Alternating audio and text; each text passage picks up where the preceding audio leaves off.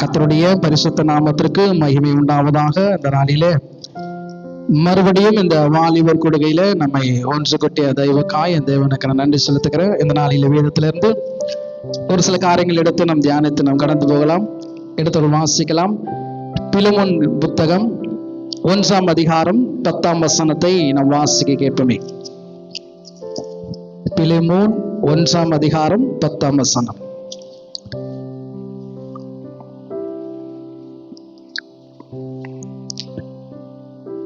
Philemon 1ஆம் அதிகாரம் 10ஆம் வசனம். எபிரேயருக்கு முந்தின வசனம், ஒரே ஒரு அதிகாரம். 1ஆம் அதிகாரம் 10ஆம் வசனம். என்னவென்றால், நான் பற்ற என் மகனாகிய ஓனேசிம் காக்க உம்மை மன்றாடுகிறேன். முன்னே அவன் உமக்கு பிரயோஜனமாய் இல்லாதவன், இப்பொழுதோ உமக்கும் எனக்கும் பிரயோஜனம் உள்ளவனானவன். கண்களை மூடி எங்கள் அன்பின் ஆண்டவரே, தர்மையான வேலைக்காய் நன்றி செலுத்துகிறோம். நீர் வார்த்தையாய் கலந்து வந்து எங்கள் மத்தியில் வெளிப்படுங்க. இயேசுவின் நாமத்தில் பிதாவே, ஆமென். ஹல்லேலூயா. இங்க வேதம் சொல்லுகிறது, அப்போஸ்தலனாகிய பவுல் பிலமோனுக்கு எழுதும் போது ஒரு வார்த்தையை சொல்றாரு. முன்பு நமக்கு பிரயோஜனம் இல்லாத ஒரு மனுஷன் இப்போ நமக்கு எப்படியா இருக்கானா, உனக்கும் எனக்கும் பிரயோஜனம் உள்ளவனா இருக்கிறான் அப்படி என்று சொல்லி. அது யார் அந்த மனுஷன்? ஏன் அப்படிப்பட்ட காரியத்தை அப்போஸ்தலனாகிய பவுல் பிலமோனுக்கு சொன்னார் அப்படின்னு நம்ம வாசிப்போம்னா, 10ஆம் வசனத்துல அவர் யார் என்று சொல்லப்படுகிறது. அவர் தான் ஓனேசிமு. அவர் யார் அப்படின்னா, பிலமோனுடைய அடிமையா இருந்த ஒரு மனுஷன். அவர் பிலமுக்கு அடிமையா இருந்த ஒரு விசுவாசியானவர். அவன் பிலமோனு என்ன பண்ணிட்டான்னா, அவங்களுக்கு 2 பேருக்குள்ள பிரச்சனை நடந்து அவர் தனியாய் கடந்து போயிட்டார்.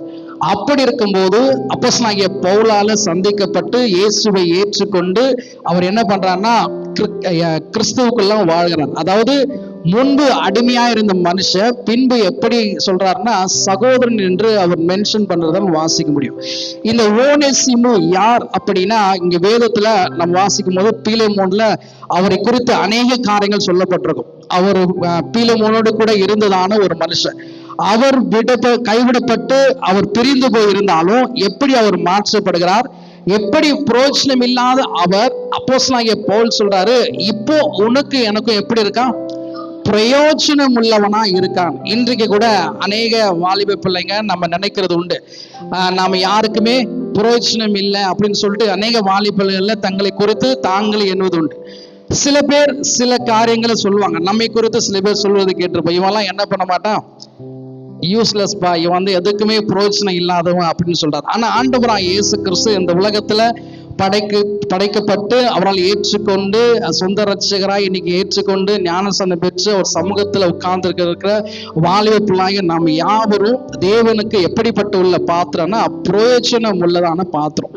இங்க இருக்க யாருமே பிரயோஜனமற்றவன் அல்ல. அப்போஸ்தலனாகிய பவுல் சொல்றாரு, முன்பு எனக்கு எப்படி இருந்தானா எனக்கு அவன் பயன்படவே இல்லை, அதாவது எனக்கு யூஸ்லெஸ்ஸா இருந்தான், இப்போ எனக்கு யூஸ்ஃபுல்லா இருக்கிறான். நம்ம ஆண்டவர் எப்படிப்பட்டவர்னா, எது யூஸ்லெஸ்ஸா இருக்கிறதோ அதை என்ன பண்ணுவார்னா யூஸ்ஃபுல்லா மாத்துறதுதான் நம்ம ஆண்டவர்.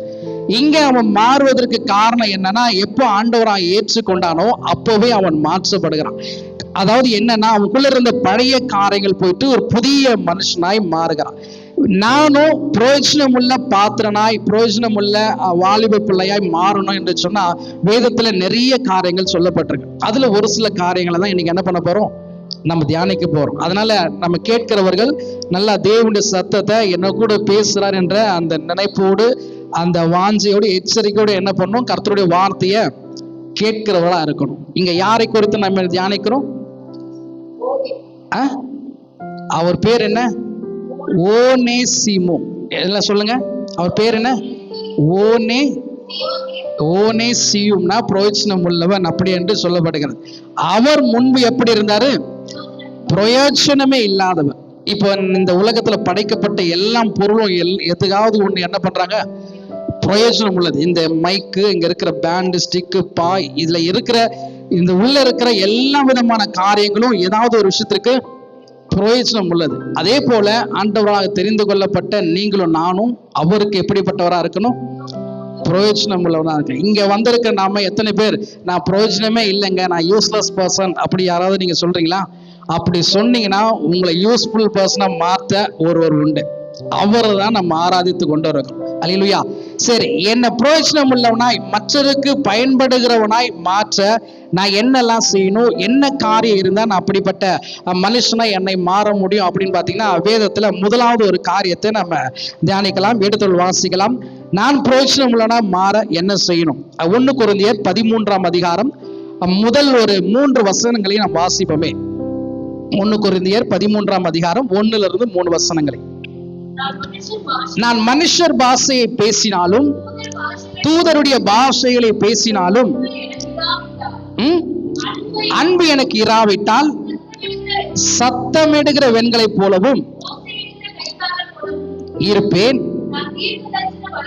நான் தீர்க்கதரிசன வரத்தை உடையவனாய் இருந்தாலும் அறிந்தாலும் மலைகளை பெயர்க்கத்தக்கதான விசுவாசம் எனக்குள்ள இருந்தான். சரி போதும், நீங்க வீட்டுல வாசித்தீங்கன்னா இந்த 1 கொரிந்தியர் 13ஆம் அதிகாரத்துல அன்பு என்னன்னு என்று, அன்பு எப்படிப்பட்டது, அன்பு இல்லாதவன் எதையும் அறிந்து கொள்ள முடியா. அதாவது இந்த உலகத்துல எல்லாத்தையும் காட்டிலும் எது ரொம்ப முக்கியமானதுன்னா அன்பு. அந்த அன்பு இந்த 1 கொரிந்தியர் 13ஆம் அதிகாரத்துல நம்ம வாசிப்போம்னா நிறைய காரியங்கள் சொல்லப்படுகிறது. இயேசு கிறிஸ்து என்னை பிரயோஜனம் உள்ளவனாய் மாற்ற முதலாவது நான் எப்படிப்பட்ட மனுஷனா இருக்கணும்னா எனக்குள்ள அன்பு இருக்கணும். அது எப்படிப்பட்ட அன்பா இருக்குன்னா தேவனை நேசிக்கிறதான அன்பா இருக்கணும். தேவனிடத்துல அன்பு கூறுகிறவனா நான் இருந்தாதான் நான் எப்படிப்பட்டவனா மாறுவேன்? பிரயோஜனம் உள்ள யூஸ்ஃபுல் பர்சனா நான் என்னால மாற முடியும். எத்தனை பேருக்கு ஆசை? இப்ப நான் ஸ்கூல் படிக்கிறேன், காலேஜ் படிக்கிறேன், நான் ஒர்க் பண்றேன்னு வச்சுங்களேன், அந்த இடத்துலலாம் நான் யூஸ்லெஸ்ஸா இருக்கணுமா யூஸ்ஃபுல்லா இருக்கணுமா? எங்க நான் இருக்கணும் அந்த இடத்துல நான் யூஸ்ஃபுல் பர்சனா இருக்கணும். யூஸ்லெஸ் பர்சனா இருந்தா நம்ம என்ன பண்ணுவோம்? யாருமே நம்மள, ஆனா ஆண்டவர் விட்டுதம்மா யாருமே கண்டுக்காம நம்ம உட்கார்ந்துட்டு இருக்கோமா அவங்களதான் யூஸ்ஃபுல்லா மாத்துறாங்க. அதற்கு முதலாவது எனக்குள்ள என்னன்னா அன்பு இருக்கணும். இந்த அன்பை குறித்து நீங்க பாத்தீங்கன்னா, இப்ப யாராவது நீங்க அன்பா இருக்கீங்கன்னு கேட்டா சொல்லுவாங்கன்னா, அன்பா இருக்கங்க, எங்க அப்பாவை அதிகமா நேசிக்கிறேன், இந்த உலகத்துல காட்டில எங்க அப்பாவை நேசிக்கிறேன், எங்க அம்மாவை நேசிக்கிறேன், என் சகோதரரை நேசிக்கிறேன், என் சபையில இருக்கிறவரை நேசிக்கிறேன், இப்படி நிறைய காரியங்கள் சொல்லுவாங்க. இதே காரியத்தை நீங்க உலகத்துல கேட்டாலும் அவங்களும் என்ன பண்ணுவாங்க? நம்மை காட்டிலும் அதிக அன்பு அவங்களும் என்ன பண்றாங்க? அவங்களும் அன்பு செலுத்துறாங்க. அப்போ அன்பு என்ன, அன்பு என்றால் என்ன அப்படி நம்ம நிறைய காரியங்கள் நமக்குள்ள மைண்ட்ல இருந்தாலும் வேதம் சொல்லுகிறது அன்புனா என்ன அப்படின்னா நம்ம இடத்துல வாசிக்கலாம். 2 யோவான் 1ஆம் அதிகாரம் 6ஆம் வசனத்தை நீங்க இனிமேல் அன்புனா நீங்க இனிமேல் மறக்க முடியாத ஒரு வசனம் என்னன்னா 2 யோவான் 1ஆம் அதிகாரம் 6ஆம் வசனம். நாம் அவருடைய கற்பனைகளின்படி நடப்பதே போதும். என்ன பார்க்கலாமா? அன்புனா என்ன? அவருடைய கற்பனைகளின் நடப்பதே அன்பு என்று சொல்லி இங்க யோவான் சொல்றார். அல்லேலூயா. நாம அன்புனா என்ன நினைக்கிறோம்? அன்புனா என்ன நினைக்கிறோம்? மற்றவங்க மேல பாசம் வைக்கிறது, இதைதான் நம்ம என்ன பண்றோம்? அன்பு நினைக்கிறோம். ஆனா வேதம் என்ன சொல்லுகிறது? யாரெல்லாம் அவருடைய கற்பனைகளின் படி நடக்கிறீங்களோ அதுதான் அன்பு. இந்த சின்ன வயசுல நம்ம எல்லாம் சண்டே கிளாஸ் முடிச்சுதான் வந்திருக்கீங்க. எத்தனை பேருக்கு இந்த 10 கட்டளை தெரியும்? 10 கட்டளைகள் என்ன கட்டளை டக்குன்னு சொல்ல முடியுங்களா? என்னை அன்றி வேறு தேவர்கள் உனக்கு பொய் சொல்லாதிருப்பாங்க, களவு செய்யாதிருப்பாங்க, அப்புறம் அவன் தாயின் தகப்பனையும் கனப்பனும், இப்படி 10 கட்டளைகள் மோசேக்கு கொடுக்கப்பட்ட பழைய ஏற்பாட்டு காலத்துல இஸ்ரவேல் ஜனங்கள் கொடுக்கப்பட்டது. ஆனா இயேசு கிறிஸ்து வாழ்ந்த நாட்களில ஒரு சீஷன் என்ன பண்றாருன்னா இயேசு இடத்துல போய் கேட்கிறான். என்ன பார்க்கலாம், நீங்க அப்புறம் எழுதிங்க. இயேசு இடத்துல கேட்கிறான். மார்க் எழுதின சுவிசேஷம் 12ஆம் அதிகாரத்தை நீங்க வாசித்து பாத்தீங்கன்னா அங்க ஒரு மனுஷன் வந்து இயேசு இடத்துல கேட்கிறான் கற்பனைகள்னா என்ன அப்படின்னு சொல்லி. நீங்க வாசிங்களேன். மார்க் எழுதின சுவிசேஷம் 12ஆம் அதிகாரம் 28ஆம் வசனத்துல இருந்து நம்ம வாசிப்போம். வேத பாரகளில் ஒருவன் தர்க்கம் பண்ணுகிறதை கேட்டு என்று அறிந்து அவரிடத்துல வந்து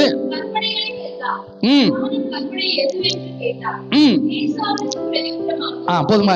1 by 1 வாசிக்கல. இங்க வந்து அந்த மனுஷன் என்ன கேட்கிறாரு? கட்டளைகளிலே பிரதான கட்டளை. இப்ப இந்த ஸ்கூல் படிக்கிற நேரத்துல டீச்சர்ஸ் நம்ம கேட்போம், நிறைய கொஸ்டின் கொடுத்துருங்க, இதுல முக்கியமான கொஸ்டின் ஏன் அது மட்டும் படிச்சேன்னா நம்ம என்ன பண்ணலாம்?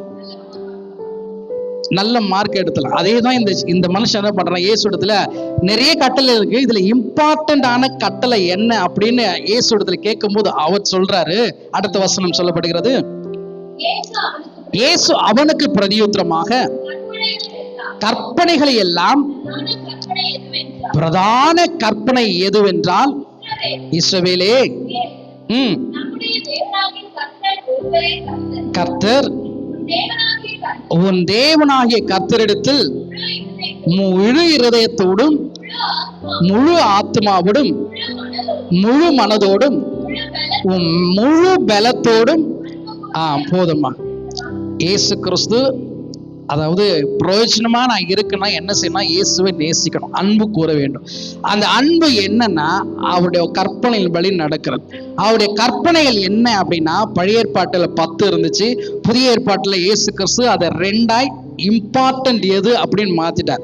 இங்க சொல்லப்படுகிற போது அவர் சொல்றாரு, முழு பலத்தோடும் முழு ஆத்மாவோடும் நம்ம என்ன பண்ணோம்? அவரிடத்துல அன்பு கூறணும். இந்த முழு பலத்தை நம்ம எப்போ யூஸ் பண்ணணும் தெரியுங்களா? என் ஸ்ட்ரென்த் ஃபுல்லா நான் எப்போ யூஸ் பண்ணணும் தெரியுங்களா?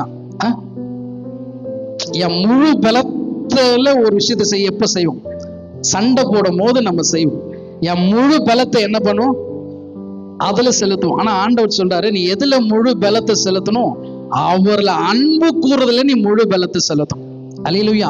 முழு பலத்தோட முழு ஆத்மாவோட அவரிடத்துல அன்பு கூறணும்.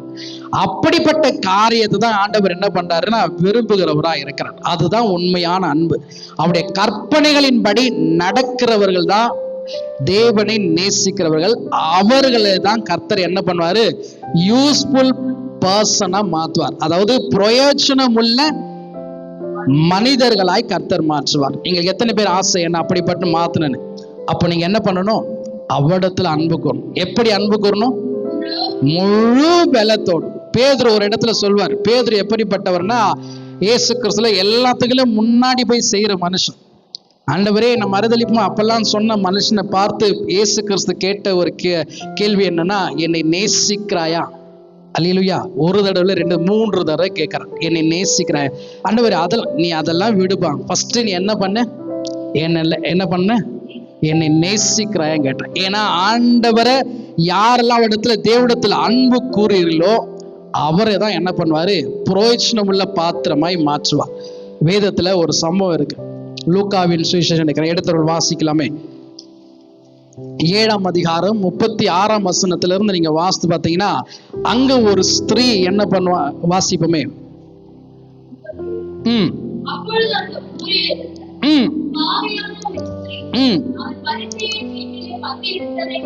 அறிந்து. சரி போதுமா, இதுவும் நீங்க எல்லாருமே தெரிந்ததான ஒரு வசனம். நல்ல சீக்கிரமா நான் முடிக்கிறேன். அங்க ஒரு ஸ்திரீ இருக்காங்க. அங்க யார் வீட்டுக்கு கடந்து போறாங்க? ஸ்திரீ வீட்டுக்கு இயேசு கிறிஸ்து வந்தாரா, இல்ல இயேசு கிறிஸ்து போற இடத்துல ஸ்திரீ வந்தாங்களா? யார் வீட்டுக்கு அவர் கடந்து போனார்? மேல ஒரு வசனம் வாசிக்கும், சீமோன் என்ற பரிசேயன் என்ற வீட்டுல. இயேசு கிறிஸ்து வருகிறார் என்று கேள்விப்பட்டு அந்த பரிசேயன் என்ன பண்றாரு? அந்த மனுஷன் தன் வீட்டுல இருக்கிற எல்லாத்தையும் என்ன பண்ணுவாரு? கிளீன் பண்ணி எல்லாத்தையும் சுத்தமா. இப்போ உங்க வீட்டுக்கு யாரோ ஒரு விஐபி வர்றாருன்னு வச்சுங்களேன், நீங்க என்ன பண்ணுவீங்க? எல்லாத்தையும் கிளீன் பண்றீங்க. அவருக்கு என்னெல்லாம் பிடிக்குமோ எல்லாத்தையும் ரெடி பண்ணி வீட்டுல வச்சுட்டீங்க. ஆனா இவ்வளவுலாம் செஞ்ச நீங்க உள்ள வரவருக்கு ஒரு கிளாஸ் தண்ணி கொடுக்கலன்னா எப்படி இருக்கும்? நீங்க எல்லாமே செஞ்சிட்டீங்கம்மா, பறக்கிறது, ஓடுறது, தாவுறது, அவர் என்னெல்லாம் விருப்பம் சாப்பிடுற எல்லாத்தையும் அறிந்து செஞ்சிட்டீங்க. ஆனா வீட்டுல வருவர உட்காரணும்னு சொல்லல, தண்ணி குடிங்கன்னு சொல்லல, எந்த ஒரு விஷயம் செய்யாம இருந்தீங்கன்னா நீங்க இவ்வளவுலாம் செஞ்சோம் என்னால பிரயோஜனம் இல்லை. இப்ப அந்த மனுஷன் எல்லாத்தையும் ப்ரிப்பேர் பண்றாரு, இயேசு கிறிஸ்து என் வீட்டுக்கு வரணும். ஆனா இந்த நேரத்தை யார் யூஸ் பண்ணிக்கிறார்னா, ஒரு ஸ்திரீ கேள்விப்பட்டு இயேசுவின் பாதத்துல போய், அவருடைய அன்பு எப்படிப்பட்டதுன்னா, தன்னுடைய தலை முடியினால என்ன பண்றாங்க?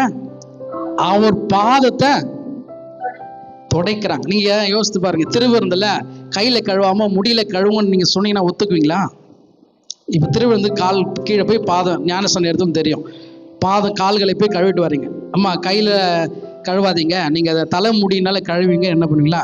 தலையிலேருந்து ஒரு முடி விழுந்தாலும் நம்ம என்ன பண்றோம்? ஃபீல் பண்றோம். ஆனா அந்த ஸ்திரீ அவகிட்ட இருந்த எல்லா பணத்தையும் வச்சு அந்த தைலத்தை வாங்கி அதை அவர் பாதத்துல ஊற்றி கண்ணீரால பிளஸ் தலை முடினால என்ன பண்றாங்க? அவர் துடைக்கிறார். அதுதான் உண்மையான அன்பு. அப்படின்னா என்னன்னா, நான் தேவனிடத்துல அன்பு கூறுகிறேன், நான் தேவனை நேசிக்கிறேன்னா நீங்க எங்க இருக்கணும் தெரியுங்களா? இயேசு எங்க இருக்காரோ அங்க இருக்கணும். அப்படின்னா என்னன்னா, தேவனுடைய பாதத்துல நீங்க உட்கார்ந்து இருக்கணும். அல்லேலூயா. அதுதான் முழு பலத்தோட நான் அவனிடத்துல அன்பு கூறுகிறேன்னு அர்த்தம். நான் சொல்றது புரியுதுங்களா? இப்ப நீங்க பிரயோஜனம் உள்ளவர்களா மாற போறீங்களா, இல்ல பிரயோஜனம் மற்றவனாய் மாற போறீங்களா? நான் யூஸ்ஃபுல் பர்சனா இருப்பேன் அப்படின்னா நீங்க ஆண்டவரை நேசிக்கணும். நான் நேசிக்கிறேன் நேசிக்கிறேன் நேசிக்கிறேன் என்ற பாட்டை பாடாதபடி முழு பலத்தோட அவனிடத்துல அன்பு கூறணும். அப்படின்னா ஆண்டோட பாதத்துல எந்த சூழ்நிலையிலும் உட்கார்ந்து இருக்கிற அமர்ந்து இருக்கிற அனுபவம் வாலிப பிள்ளைங்களுக்கு ரொம்ப முக்கியமான ஒரு விஷயம். அப்படி இருந்தாதான் நீங்க உலகத்திலையும் யூஸ்ஃபுல் பர்சனா இருப்பீங்க, ஆண்டவருக்கும் யூஸ்ஃபுல் பர்சனா இருப்பீங்க. அப்படி இல்லை காட்டி எப்படி நம்ம இருப்போம்? யூஸ்லெஸ், உங்களுக்கு பயன்படாத ஒரு விஷயம் நீங்க கையில வச்சுட்டு இருந்தீங்கன்னா அது எங்க தூக்கி போடுவீங்க? ஆண்டவரும் நம்மளை என்ன பண்ணுவாரு? எல்லாருக்குமே பயனுள்ள யூஸ்ஃபுல் பர்சனா தான் மாற்றணும். அதுல முதல்ல நம்ம என்ன செய்யணும்? அவரிடத்துல அன்பு கூறணும். சரி, இரண்டாவது எப்படி இருந்தா நான் பிரயோஜனமுள்ள பாத்திரமாய் மாற முடியும் அப்படின்னா, யாக்கோபு 1 அதிகாரம் 22 நாம் வாசிக்க கேட்போமே. யாக்கோபு நிருபம். அல்லாமலும் நீங்கள் உங்களை வஞ்சியாதபடிக்கு, அதாவது எப்பா வாசிக்கிறத தவிர மற்ற எல்லாம் என்ன பாருங்களேன், நீங்க பைபிள்ல சொல்ற வார்த்தையின் மட்டும் கேட்காம அதன்படி செய்கிறவளாயும் ஈருங்கள். அல்லேலூயா. இரண்டாவது, நான் யூஸ்ஃபுல் பர்சனா மாறணும் அப்படின்னா நீங்க என்ன பண்ணணும்? சும்மா வாரம் வாரம் வந்து யூத் மீட்டில் சொல்ற மற்ற கூட்டங்களில் நிற்கிற வார்த்தைகளை கேட்கறது மாட்ட இருக்கக்கூடாது, அதன்படி செய்யணும். அப்படின்னா என்னன்னா, மன்னிக்க வேண்டும் பைபிள் சொன்னா நீங்க என்ன பண்ணணும்? மன்னிக்கணும். ஜெபம் பண்ணணும்னு சொல்லுச்சுன்னா ஜெபம் பண்ணணும்.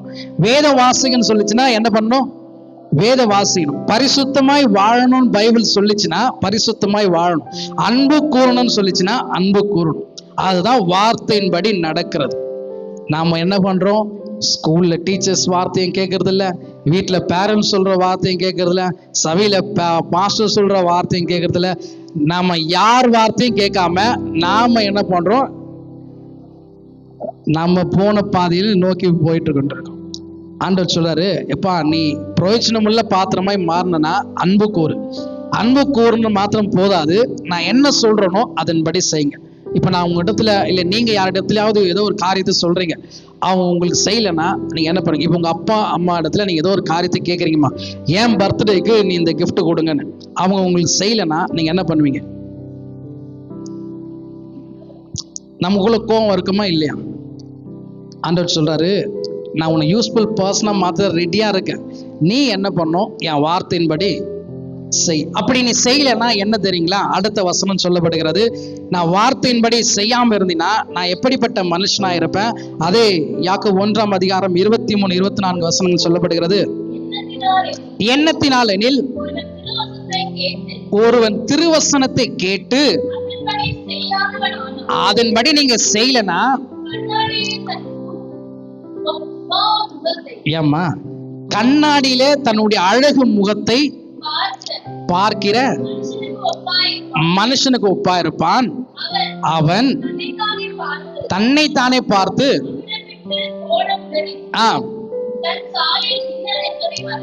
சரி போதும், என்ன பார்க்கலாம் அப்படின்னா என்ன அர்த்தம்னா, இப்ப நீங்க கண்ணாடி பார்த்துட்டு தான் வந்திருப்பீங்க. கண்ணாடி பார்க்கிற வரைக்கும் நம்ம எப்படி இருப்போம்? நம்மளை போல அப்படி நமக்குள்ள ஒரு நினைப்பு இருக்கும். ஆனா அது கண்ணாடியை விட்டு போயிட்டோன்னா நம்ம முன்னாடி பார்த்த அந்த நினைவு நம்மளுக்கு இருக்காது.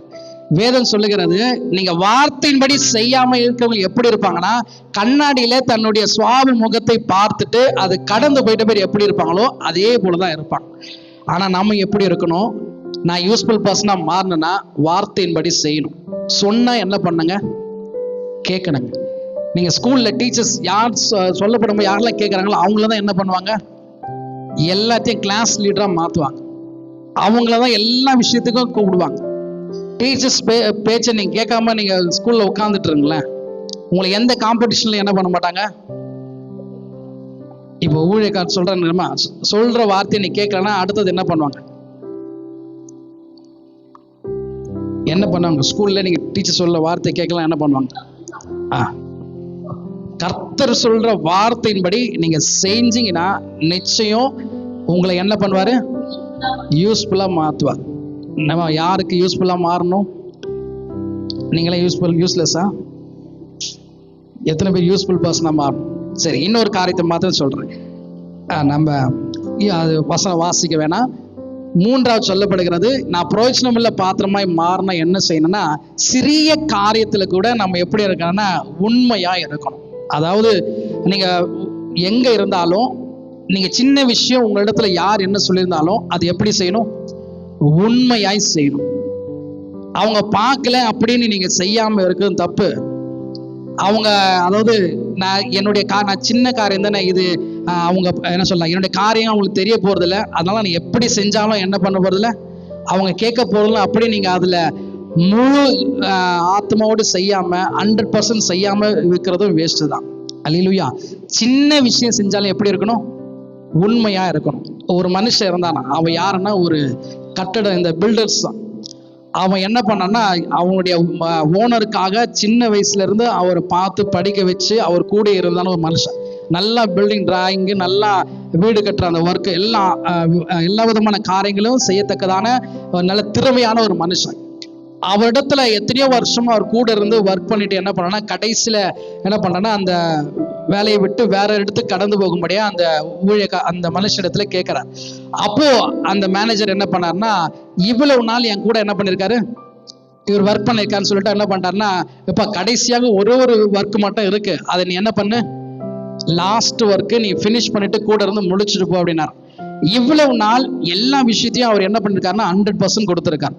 ஆனா கடைசியில என்ன பண்ணிருக்காருன்னா, போற அவசரத்துல எல்லாத்தையும் பாதியை செஞ்சுட்டு அரைக்குறையா செஞ்சுட்டு முடிச்சுட்டு போயிட்டாராம். முடிச்சுட்டு போயிட்டு அந்த சாவி அவர்கிட்ட ஓனர்கிட்ட கொடுக்க முடியாது. அந்த ஓனர் என்ன பண்ணார்னா, இவ்வளவு நாள் என் கூட நீ உண்மையா இருந்து உழைச்சதுக்காக இந்த வீட்டை உனக்கு கொடுக்குறேன்னு அவரு சாவி அவர்கிட்ட கொடுத்தார். நான் சொல்றது புரியுதுங்களா? நீ உண்மையா இந்த வீட்டை ஒர்க் பண்ணியிருந்தனா இப்ப அந்த வீட்டு யாருக்கு சொந்தம்? அதுதான், நம்மளை பார்க்குறாங்க, நம்மளை பார்க்கல, நம்ம பாய் போடுறத பார்க்கல, நம்ம மைக் போடுறத பார்க்கல, நம்ம யூத் மின்னடுத்த பார்க்கல, அப்படின்னு நம்ம இல்லாம எது செஞ்சாலும் உண்மையாய் நம்ம செஞ்சோன்னா நிச்சயம் கர்த்தர் என்னை யூஸ்ஃபுல் பர்சனாய் மாற்றுவார். அல்லேலூயா. 3 காரியங்கள் சொல்லியிருக்கிறேன். நான் பிரயோஜனமுள்ள பாத்திரமாய் மாறணும்னா என்ன செய்யணும்? தேவனிடத்துல அன்பு கூறணும். எது அன்பு? அவருடைய கற்பனைகளின் படி நடப்பதுதான். எது கற்பனை? முழு பலத்தோடு அன்பு கூறணும். எப்படி அன்பு கூற முடியும்? அவருடைய பாதத்துல நம்ம காத்திருந்து அமர்ந்து இருக்கிறது தான் அவரை நேசிக்கிறது அர்த்தம். 2வது என்ன செய்யணும்? நான் பிரயோஜனமுள்ள பாத்திரமாய் மாறின என்ன செய்யணும்? கேட்டா மட்டும் போடாது, அவருடைய வார்த்தையின்படி செய்கிறவளா. 3வது, சிறிய காரியத்திலும் உண்மையுள்ளவனாய் நான் மாறணும். கடைசியாக நான் ஒரே ஒரு கதையை மாத்திரம் சொல்லிட்டு நான் முடிக்கிறேன்.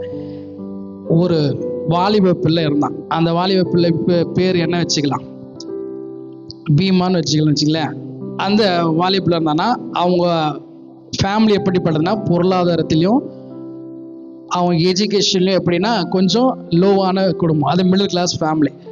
அப்படிப்பட்ட மனுஷன் இருக்கான். அவனுக்குள்ள என்னன்னா, என்னதான் கஷ்டமான சூழ்நிலை, என்னதான் படிப்பு இல்லைன்னா கூட ஒரு நல்ல குணம் இருந்திருக்கு. என்னன்னா, நான் யாருக்குன்னா பயனுள்ளவனா நான் இருக்கணும் அப்படின்ற ஒரு நல்ல குணம் அந்த மனுஷனுக்குள்ள இருந்திருக்கு. அப்போ என்ன பண்ணிருக்கான்னா, சபைக்கு போய் சபையில ஒரு மூப்பட்டத்துல கேட்டிருக்கான், நான் அடுத்தவனுக்கு பயனுள்ள பாத்திரமாய் பிரயோஜனமுள்ள பாத்திரமாய் மாறணும்னா நான் என்ன செய்யணும், எப்படிப்பட்டவனா இருக்கணும் போது அவர் சொன்னாரா, சரி நாளைக்கு வா அப்படின்னு சொல்லிட்டு சிரிச்சுட்டு அனுப்பிச்சிட்டு இருக்கார். அடுத்த நாள் அவன் வீட்டுக்கு போயிருக்கான். 2 பேரும் கடந்து ஒரு தோட்டத்துக்கு கடந்து போயிருக்காங்க. அந்த விவசாய தோட்டத்துல 2 மரம் இருந்திருக்கு. ஒரு மரம் நல்லா ஹைட்டா அழகா இருந்திருக்கு, இன்னொரு மரம் குட்டையா அழகற்ற தன்மையா இருந்திருக்கு. ஆனா இந்த 2 மரத்துல, ஹைட்டா இருக்கிற மரத்துல கனி இல்ல, இந்த குள்ளமா அழகு இல்லாம இருக்கிற இதுல கனி இருக்கு. இப்போ இந்த 2 மரத்தையும் காட்டி, இது 2 மரத்துல எது உனக்கு பிரயோஜனம் உள்ளது அப்படின்னு சொன்னாரா. இந்த கனி உள்ள மரம் தான் எனக்கு எப்படிப்பட்டது, பிரயோஜனம் உள்ள, யூஸ்லெஸ் அப்படின்னா.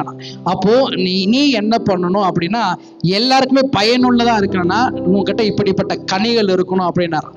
அதை கேட்டுக்கொண்ட நாள்ல இருந்து அந்த வாலிப பிள்ளை என்ன பண்ணனா, தன்னுடைய வாழ்க்கையில எல்லா விஷயத்திலும் மற்றவங்களுக்கு ஹெல்ப் பண்றது, எல்லா விதமான காரியத்தையும் செய்வது, எல்லா சின்ன காரியத்திலும் உண்மையா இருக்கிறது, எல்லாத்தையும் செஞ்சதுனால ஒரு நாள் கர்த்தர் அவனை என்ன பண்றான்னா, எல்லார் இடத்துலயும் மேன்மையாய், யூஸ்ஃபுல் பர்சனாய் கர்த்தர் மாற்றார். அல்லேலூயா. உங்களுக்கு தூக்கம் வருது, எனக்கு புரியுது. ஆண்டவர் சொல்றாரு, நீ யூஸ்லெஸ் பர்சன் அல்ல, நீ யூஸ்ஃபுல் பர்சன். பக்கத்துல உள்ள கரங்களை பற்றி சொல்லுங்க, நீ யூஸ்லெஸ் பர்சன் இல்ல, நீ யூஸ்ஃபுல் பர்சன். நீ பிரயோஜனமற்றவன் அல்ல, நீ பிரயோஜனம் உள்ளவன். அல்லேலூயா. நம்மள யாரு, நம்மள யாருமா, நம்மள யாரு, யூஸ்ஃபுல் பர்சன். ஆண்டவர் அன்பு கூறுங்க, வார்த்தையின்படி செய்யுங்க, சிறிய காரியத்தில் உண்மையா இருங்க. அப்படி இருந்தனா கர்த்தர் நிச்சயம் நம்மையும் அவர் எல்லா இடத்திலையும் என்ன பண்ணுவாரு, பயன்படுத்துவார். வேதம் சொல்லுகிறது, ஏசியா 48:17 நினைக்கிறேன், அங்க சொல்றாரு, உனக்கு பிரயோஜனமானதை போதிக்கிற கர்த்தர் நானேன்னு சொல்றார். அவருக்கு யூஸ்ஃபுல் பர்சனா நீ இருப்பினா நிச்சயம் எனக்கு என்ன தேவையோ அந்த பிரயோஜனமானதை கொடுத்து கர்த்தர் வழி நடத்த அவர் உண்மையுள்ளவராக இருக்கிறார். கர்த்தர் தாமே அந்த வார்த்தையை ஆசீர்வதிப்பாராக. நாம்